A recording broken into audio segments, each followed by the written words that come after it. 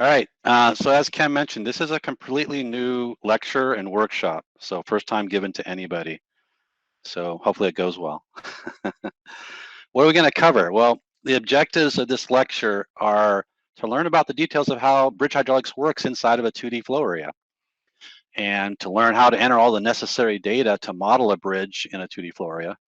We're also going to talk about the difference between 1D bridge modeling and 2D, but we're using kind of the 1D bridge approach inside of a 2D area, which you'll see. And then we're going to look at the available output once you've run the model. So let's start out with the bridge hydraulics inside of 2D flow area. What we're doing is we're utilizing the existing RAS 1D bridge hydraulics capabilities and methodologies inside of a 2D area. So it's kind of like pseudo 1D bridge hydraulics, but you'll see the differences as we go through. The cool thing though is you have the complete range of bridge hydraulic flow regimes. So you can model low flow, you can model bridges going into pressure flow and weir flow or overtopping, okay? And even low flow and weir flow if there's weir flow off to the side, just like you can in 1D, all the same capabilities. Well, why is this important? Well, previous versions of RAS, all the way up to 507, we did not have any capability to model a bridge inside of a 2D flow area. And modelers were forced to do 1D channels and 2D floodplains because if they had a lot of bridges that were really important in affecting the results, they needed to model them, okay? So this led to, these 1D, 2D connections between the 1D river and the 2D floodplain using lateral structures, which can sometimes be complicated. It's also time consuming to set them up, get them working correctly. Sometimes there's model instabilities because of these lateral structures, either taking too much flow per time step or et cetera, et cetera. And then it's actually less accurate as far as the calculating the amount of flow that leaves the channel and goes to the floodplain, because it's dependent upon you either choosing a weir equation and a coefficient, which who knows what the coefficient is exactly, or selecting what we call a 2D equation, but the 2D equation is just using it as a stage boundary condition, which isn't perfect either. And sometimes because of the connection, you might get a lot of iterations, which could increase the run times. So this new 2D capability has a lot of benefits.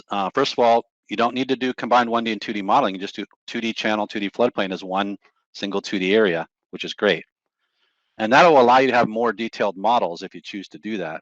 And also much greater flexibility. You can have choices between, do I want to do 1D and 2D versus just 2D. The solution also for flows leaving the floodplain is going to be more stable and more accurate, okay, by having it full 2D. And in some models, it might actually be faster computationally, depending upon how many cells you use for the channel, but that's model specific. So if you create a 2D model with lots of cells in the channel and there's going to be lots of cells overall, well, that's going to take more time to run. So what's the approach? Well, we're using the RAS 1D bridge geometry and cross-section layout inside a 2D area. But this cross-section layout is automated, which you'll see here in a second.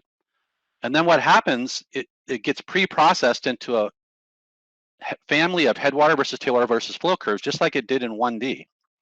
However, the difference is we take those curves and we've created a special momentum equation that gets applied to the 2D faces where you have the bridge center line. And what it does is the friction loss, pressure force differential, and the convective acceleration, the acceleration with respect to distance, is actually equated from the curves. So for a given tailwater and flow, there's a headwater, and that difference between headwater and tailwater can be transferred into a force. And then that force, along with the local acceleration, which is computed on the fly, is put into this special momentum equation, okay? And then it is applied at the faces of the bridge center line. And then the flow is distributed across the faces based on conveyance, okay, how much water is in the cells. So the bridge faces then are just solved exactly as 2D faces, just like everything else. So it's only using the 1D part of this to get the forces due to the bridge and apply them at those faces, but it's still complete two-dimensional flow, okay? And water can cross a face in any direction, 360 degrees, okay? So it's not that it's 1D, and it's not forcing 1D type of flow, it's just using 1D to get the associated force loss because of the bridge. So this ends up being extremely efficient. So the basic steps, and we're going to go through these in detail, but the basic steps are you draw a center line for the bridge opening and embankment using what's called the SA2D area connection tool, and you draw it from left to right looking downstream. Now you can do this in the geometric editor or RAS mapper. Now that's pretty much the only thing you can do in RAS mapper for the 2D bridge. So I'm going to show you how to do it in the geometry editor, and for the workshop we're just going to suggest doing it in geometry editor because everything you're going to do is over there except for the center line. Okay. The next step is you develop an appropriate mesh for that center line. And so the SA2D area connection center line acts like a break line, and you can set a cell size for that break line and you can enforce it just like a regular break line. So that's what you're going to do next. Then once that's done, you enter the bridge data, which we're going to show. And then once all the bridge data is entered, you run the model and it runs the geometric preprocessor to create the bridge curves. And then when the density flow program runs, it uses those curves in solving the 2D equations for the bridge hydraulics. So we're going to walk through that. So first step, from the geometry editor, you're going to pick this SA2D area connection button at the top. And then you're going to draw this black line. In this case, I'm drawing a center line. So flow is going from the left to the right. So looking downstream, I'm going to draw the center line left to right. In this case, I'm only making the bridge opening from the top of the left embankment to the top of the right. I'm not making it the full road. I can, but that's an option, okay? So I could have started way up the road and came across the road and went way down. And there are pluses and minuses to that, which we'll discuss as we go a little bit further along in here. Okay. So once I've got that line drawn, then I want to left click on the line and enter a cell spacing for that line. And then once I've got that in, I want to left click and hit enforce the internal connection as a break line. And that's when you're going to get nice cells like this. So I'm showing these nice rectangular cells along this line. Okay. So then after that, you're going to left click on the center line and say edit the connection. Okay. And it's going to bring up this editor. And the first thing you're going to want to do is there's this field called structure type. And by default, it defaults to the normal SA2D structure, which is, you know, a weir, gates, culverts, rating curves type of thing, okay, that we've always had since 5.0. But for the bridge, there's a new structure type, so you're going to pick structure type and you're going to pick from the drop-down bridge. And once you do that, the editor is going to morph and it's going to have these buttons on the side that look like the regular bridge editor from 1D. So it's got the deck and roadway, pier, sloping abutments, bridge modeling approach, and H-tab parameters. Well, the first step is going to be to enter this deck and roadway editor. So if we press on that, up comes the deck and roadway editor, just like for a 1D bridge. And what I have highlighted in red is the information you have to fill out, okay? So we're going to put in, obviously, a bridge width, which is the width of the deck along the stream. And then this distance field is going to be used to define how far the outside upstream cross-section that it's going to create for you is from the upstream side of the bridge deck. However, we're going to also use that on the downstream side because we've got to automate a cross-section downstream outside of the bridge also. So if you put in 50 feet here, that means that the two cross-sections outside are each going to be 50 feet away from the bridge. Okay, so the upstream one is going to be 50 feet from the upstream side of the bridge. The downstream is going to be 50 feet from the downstream side of the bridge.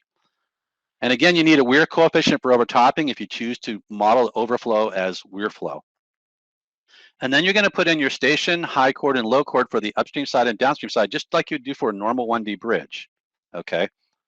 These other parameters are, you know, the embankment side slopes are just for drawing things, and these are default parameters for the weir flow and how it's computed, whether it's a, but for a bridge, broad crested weir is correct, so you don't need to change anything on these lower parameters. When you've done that, if you go back out, you should see a bridge that looks like this, okay? Now there's 4 cross sections that are automatically being generated. So once you define the width of your bridge deck, that defines the gray blob. So you drew a center line, you gave it a width, that's the gray rectangle. Now the 4 1D cross sections are, it's going to create a cross section upstream outside based on that distance you gave it. It creates a cross section at the upstream end inside.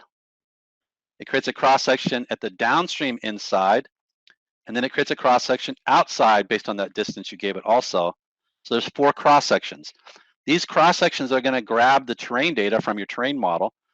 And then the two internal ones are going to be combined with the bridge deck data we're going to enter, which you'll see here in a second.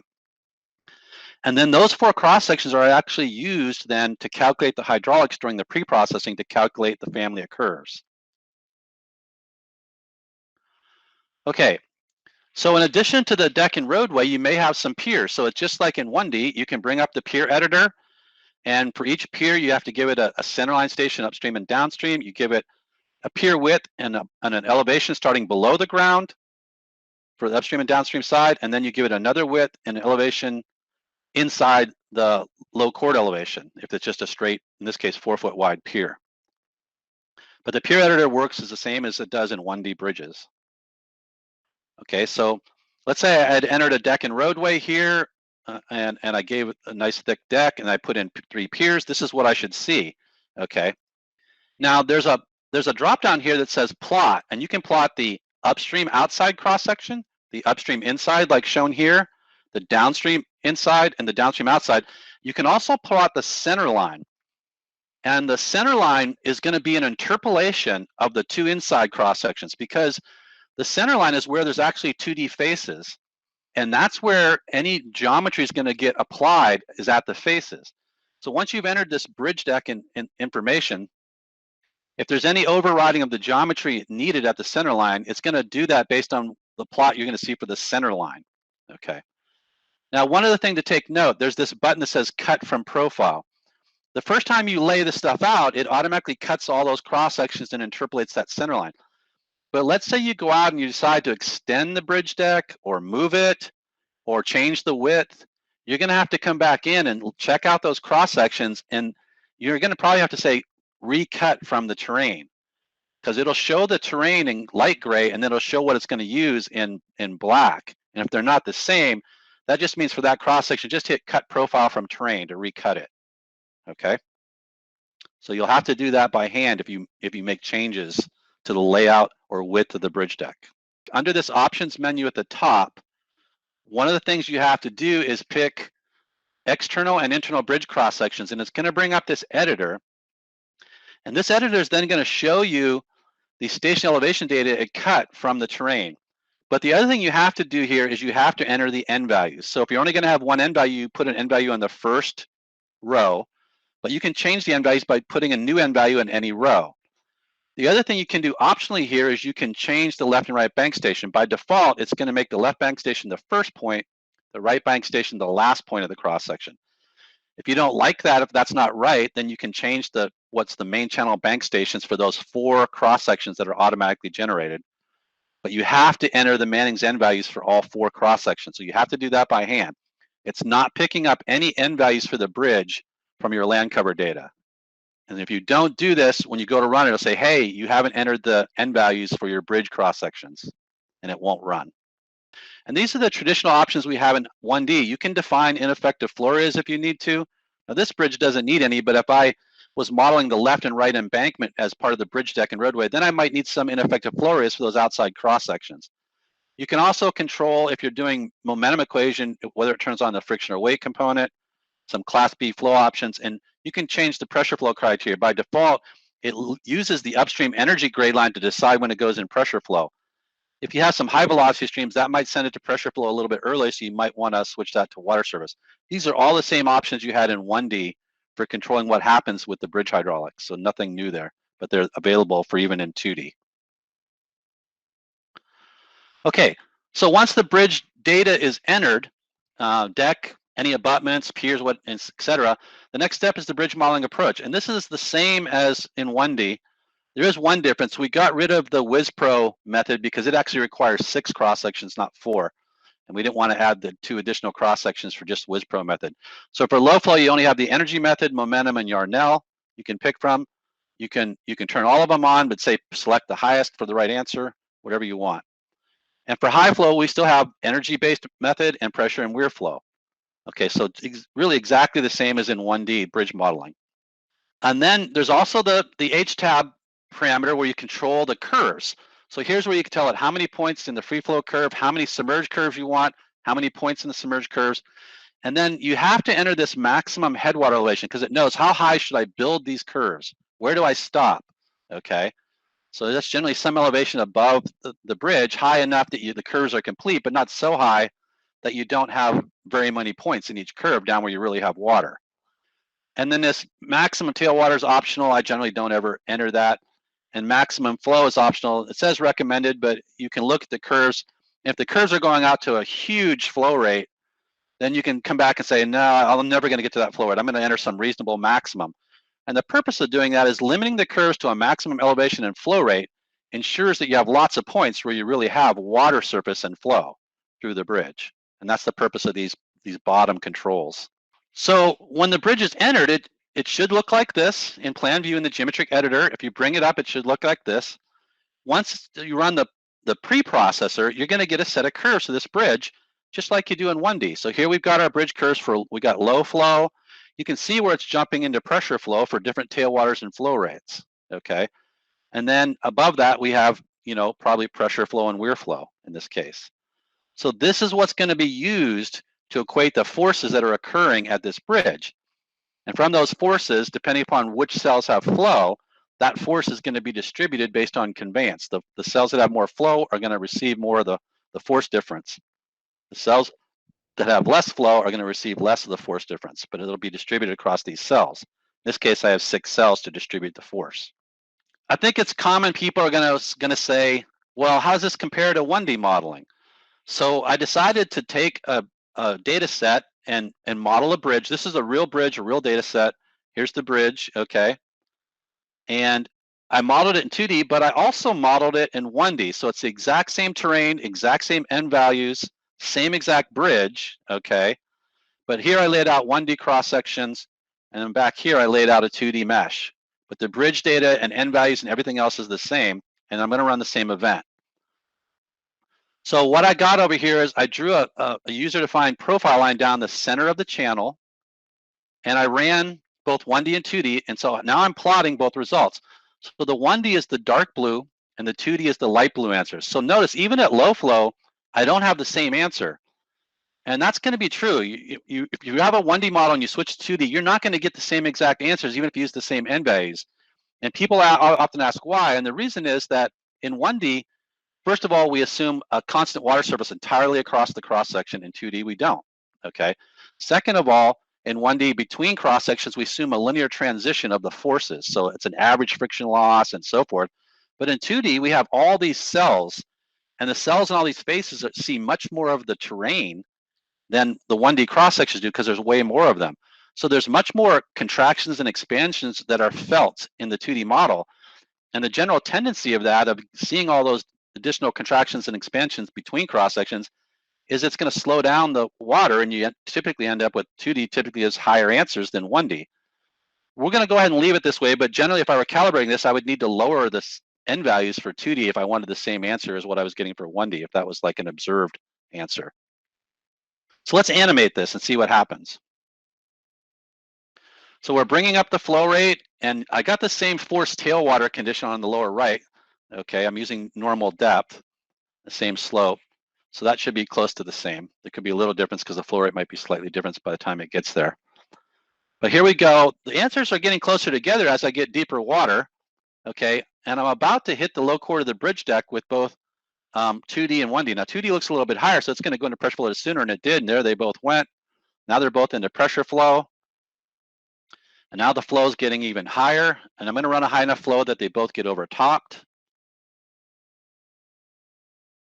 Okay, and now the 2D is starting to overtop. 1D's overtopping. And I'm going to stop at the peak of this flow, and then we're going to talk a little bit. Okay, so here we are. We have the same downstream boundary conditions, same answer. And there are some differences in the water surface even before the bridge, because that's normal differences between 2D and 1D. And even over the bridge, there's a little bit of difference because I have many more 2D cells than I have 1D cross sections. So notice the 1D result is very kind of linearized because it's just drawing straight lines between the cross sections. And because there's more cells, I have more information on the 2D. But just upstream of the bridge, there is a little bit of difference in the result, but away from the bridge, the result is less than 1/10 of a foot difference. Okay, so here running in 1D and 2D, I got pretty similar results for the final answer.